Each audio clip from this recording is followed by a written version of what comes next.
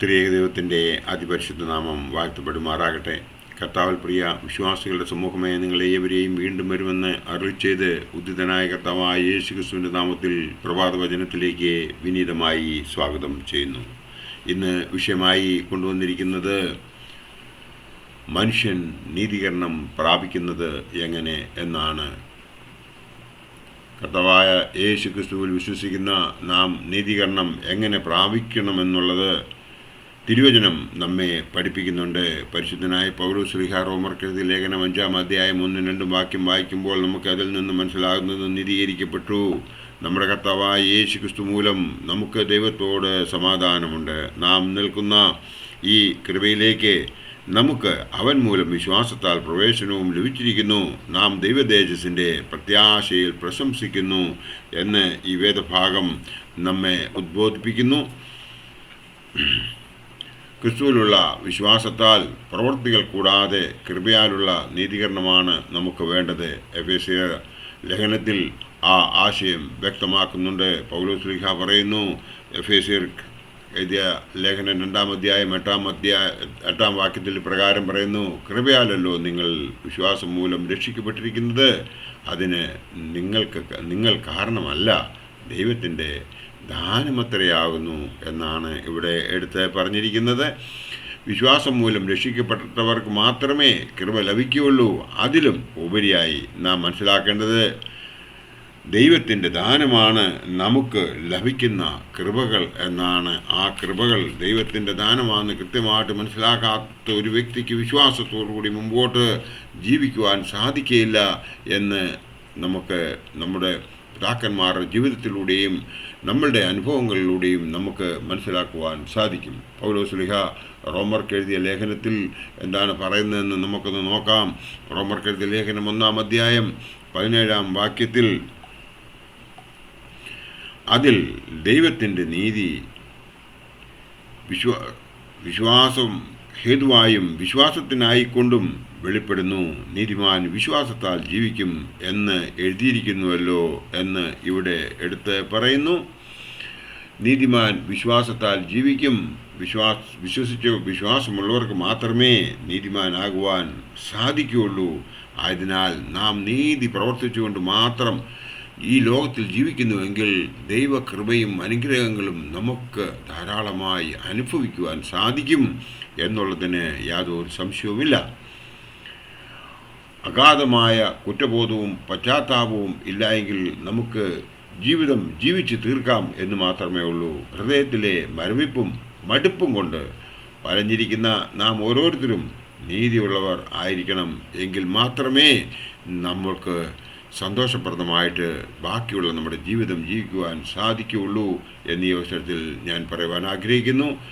ലേവ്യാപുസ്തകം 16-ാം അധ്യായം പാരായണം ചെയ്യുമ്പോൾ നമുക്ക് മനസ്സിലാകുന്നത്, നീതീകരണത്തിൻ്റെ ഏറ്റവും നല്ല ദൃഷ്ടാന്തം നമുക്ക് കാണുവാൻ സാധിക്കും. അഹ്റോൻ്റെ 2 പുത്രന്മാർ യഹോവയുടെ സന്നിധിയിൽ അടുത്ത് ചെന്നിട്ട് മരിച്ചുപോയ ശേഷം യഹോവ മോശയോട് അരുളി ചെയ്യുന്നത്, അഹ്റോൻ അതിവിശുദ്ധ സ്ഥലത്തേക്ക് എങ്ങനെയാണ് ചെന്ന് ദൈവത്തെ പ്രസാദിപ്പിക്കേണ്ടത് എന്ന് നമുക്ക് ഇവിടെ കാണുവാൻ സാധിക്കും. അതായത് ശുദ്ധമായി വേണം നാം ദൈവത്തെ ആരാധിക്കുവാൻ. വിശുദ്ധിയുള്ള വസ്ത്രം ധരിക്കണം. എങ്കിൽ മാത്രമേ നീതീകരണം ഉണ്ടാകുകയുള്ളൂ. ഈ വേദഭാഗത്ത് 2